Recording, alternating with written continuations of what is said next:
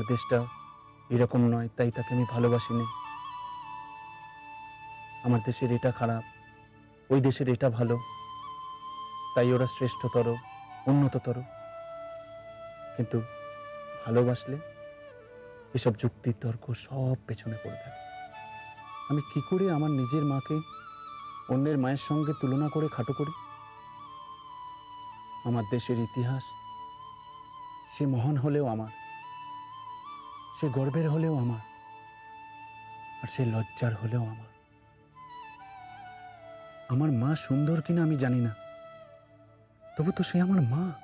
আমি আমি পণ্ডিতদের মতন ইতিহাস, বিজ্ঞান, ভূগোল এসব মিলিয়ে মিশিয়ে বলতে পারি না। শুধু আমার মাকে আমার মতো করে দেখি। অনেক অনেক ছোট আমি তখন, স্কুল থেকে ফিরছিলাম আমি আর ছোড়দা। স্বদেশীদের বিরাট মিছিল বেরিয়েছে রাস্তায়, আমরা মিছিল দেখতে গেছিলাম, বন্দে মাতরম দেখতে। দেখেছিলাম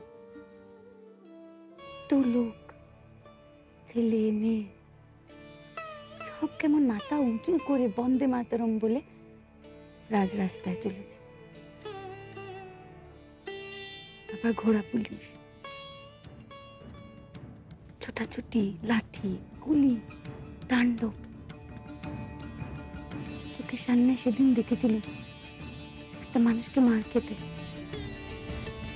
সে বিপ্লবী, সে স্বাধীনতার লড়াইয়ে সেনা, তার হাতে পতাকা, স্বাধীনতার পতাকা। একটা সময় লোকটা মাটিতে পড়ে গেল, তাও পুলিশটা তাকে মেরে ফেলেছে। তার হাতের পতাকা কেন উড়ে যাচ্ছিল, স্বাধীনতার পতাকা। আমরা দৌড়লুম পতাকা সঙ্গে নিয়ে। আবার একটা লোক, লম্বা চওড়া, সে এসে আমার কাছে পতাকা খানা চাইল। সে বলল, এটা আমাকে দাও, এটা নেবার সময় যেদিন তোমার হবে আমি নিজে সেটা তোমার হাতে দিয়ে যাব। খা বাবা, খা খা। আরে তোকে একটু মোচার ঘন্ট দিই। কি না না না না না, দাও দাও দাও দাও। কি রে পেবো, মোচার ঘন্ট তোর এত প্রিয়, ওই দিয়ে তো 5 চেটে পুটে খেতে পারতি। তার অগ্নিবাদ্য হয়েছে কেন? কতদিন যা খাটনি গেছে না, অভ্যেস নেই তো।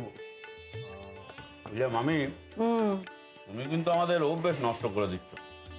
কেন রে, আমি আবার কি অভ্যেস নষ্ট করলুম তোদের? বলে না, এই যে এত সমস্ত ভালো ভালো রান্না বান্না সব করে করে আমাদের খাওয়াচ্ছ, এরপর বাড়ির লোকের রান্না তো আমাদের মুখে একবারে আগুনই ঠেকবে। মা দেখেছো কিরম নিন্দে করছে, বলি আমার বৌমারা কি রাঁধতে জানে না? বলি এতকাল ধরে তোদের কে রেঁধে বেড়ে খাইয়েছে রে? তা অবশ্যই ঠিক আছে, এবার তোমার একটু হজম হবে, নইলে তো মক্কেলদের সামনে তোমার ঢেকুর তুলবে, বুঝলে মামি? এই হেঁস দেওয়া হলো শেষদার হজমি শুদ্ধি। তোদেরও বাবা বলিহারি, বলি মা চলে গেল একখানা খবর দিতে পারলি নে? কি করে জানবো তুমি আছো? আমরা তো ভাবছি তুমিও দেশে বাড়ি চলে গেছো।